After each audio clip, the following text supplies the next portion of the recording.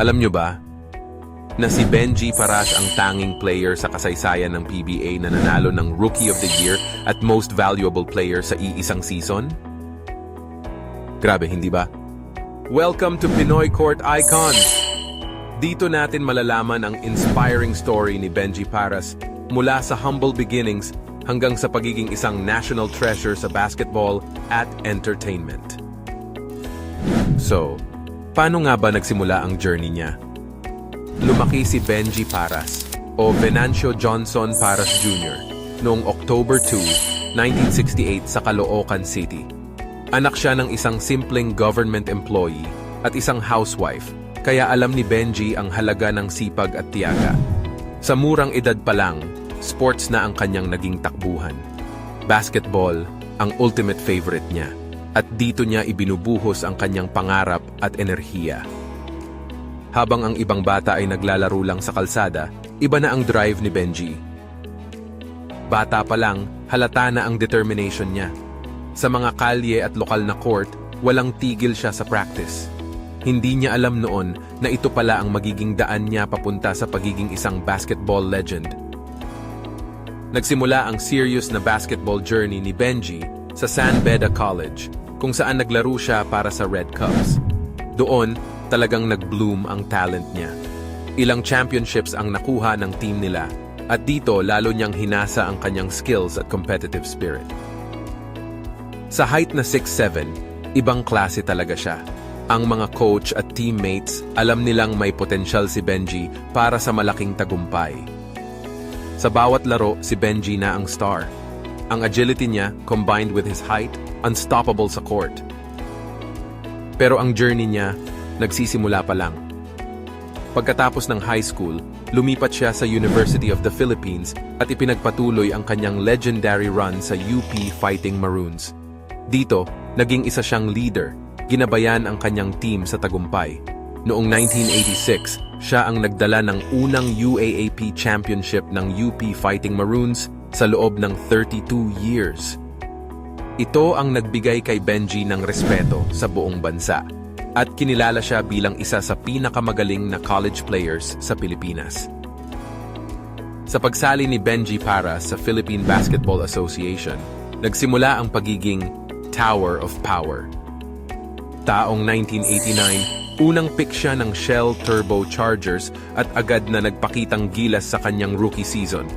Imagine, naka-average siya ng 22 points per game. Para sa isang rookie, halos imposible ito. Alam nyo bang siya lang ang nag-iisang PBA player na nanalo ng Rookie of the Year at Most Valuable Player sa iisang season? Wala nang nakagawa nito kahit hanggang ngayon. Nag-uumapaw ang skills at intelligence niya sa court. Fans at opponents hindi mapigilang mamangha sa kanyang powerful dunks at strategic plays. Sobrang intense ng kanyang laro na tinawag siyang Tower of Power. Nakipaglaro siya para sa iba't ibang PBA teams kasama na ang San Miguel Beermen. Ang kanyang kontribusyon sa bawat team ay laging mararamdaman lalo na sa mga crucial playoff games. Sa mga ganitong laban, palaging siya ang inaasahan ng team. Kahit noong mga huling taon ng kanyang career at nagkaroon na siya ng injuries, hindi sumuko si Benji. Taong 2003 siya nag-retire sa basketball. Pero kahit wala na siya sa court, iniwan niya ang legacy ng isang champion at inspirasyon para sa mga future athletes. Pagkatapos ng basketball, hindi natapos ang journey ni Benji. Pumasok siya sa showbiz. Nakakatawa kasi kahit malaki siyang tao, bagay na bagay sa kanya ang comedy. Sumikat siya sa mga TV shows, lalo na sa Palibhasa Lalaki, kung saan naging household name siya. Ang character niya, relatable at nakakatawa, kaya minahal siya ng masa. Sino ang mag-aakala na ang isang PBA legend ay magiging isa ring iconic comedian? Ang pagiging versatile actor niya, nagdala sa kanya sa puso ng mga Pinoy. Naging malaking bahagi siya ng bawat household at tumatak ang mga pelikula at shows na kanyang pinagbidahan. Bukod sa acting, mahilig din siyang mag-mentor ng mga aspiring athletes sa mga projects tulad ng Masterclass The Sports Series sa GMA.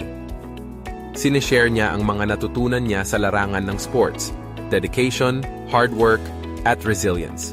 Para kay Benji, mahalaga na maipasa ang mga values na ito sa mga kabataan para maging successful sila sa kanilang sariling journeys. Hindi lang siya basketball star at comedian, isa rin siyang dedicated father. May 2 anak siya sa previous relationship, sina Andre at Kobe, parehong sumusunod sa yapak niya sa showbiz at sports. Si Andre, kilala bilang aktor, at si Kobe, basketball player din. May mga anak din siya sa kanyang asawa ngayon, si Lixen Diomampo, at madalas silang mag-bonding sa social media. Para kay Benji, hindi lang sports at showbiz ang importante. Pinapahalagahan niya ang family bonds at ang mga values na ipinapasa niya sa mga anak niya. Ang kwento ni Benji Paras mula humble beginnings hanggang sa pagiging living legend ay tunay na inspiring. Mula sa court hanggang sa screen, pinakita niya ang kahalagahan ng perseverance at pagiging grounded. Kahit wala na siya sa professional basketball, aktibo pa rin siya sa iba't ibang advocacy para sa kabataan. Patuloy pa rin siyang nagbibigay inspirasyon sa mga aspiring athletes at entertainers. Si Benji Paras, ang Tower of Power, ay hindi lang isang basketball champion at comedy star. Siya ay isang ama, mentor at icon na nagbigay inspirasyon sa napakaraming tao.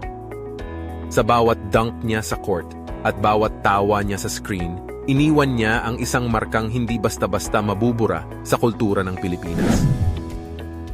Kung na-inspire kayo sa kwento ni Benji Paras, don't forget to like, subscribe, at i-share ang video na ito. At abangan ang iba pang stories ng mga Pinoy court icons dito sa channel. Kita-kits sa susunod na kwento.